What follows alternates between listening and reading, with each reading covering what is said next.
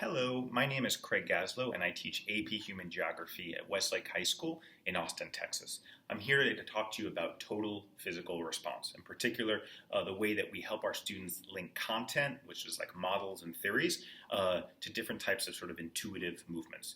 The class has a lot, AP Human has a lot of different types of models and theories. What we'll do is we'll teach them the model and the theory, and then we'll have them in small groups come up with kind of intuitive ways of linking the concept with the movement.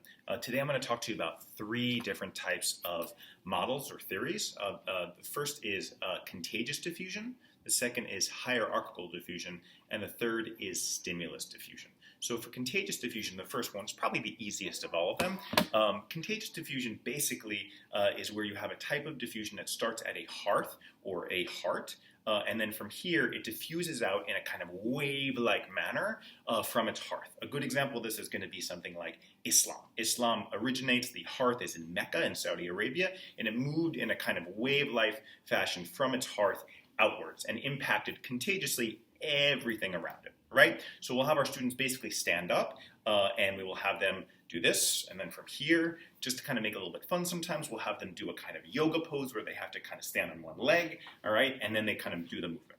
The second one is going to be hierarchical diffusion, all right, and hierarchical diffusion basically diffuses out from an elite or a member of a royal family, all right, and it diffuses typically from on top down below, right? It doesn't impact everyone contagiously, but it has a huge impact on certain members of the society.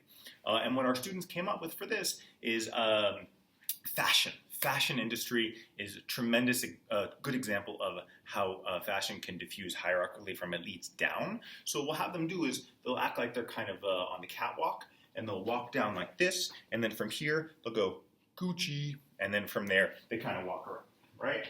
The third and the final one is probably the hardest type of diffusion there is, and that's going to be stimulus diffusion. And stimulus diffusion is where you have a type of innovation, all right, like electricity or automobiles, and then from that innovation, you have variation and experimentation, right? So your stimulus diffusion, there is a stimulus for change, and then you have different types of experimentation, which leads to new innovations.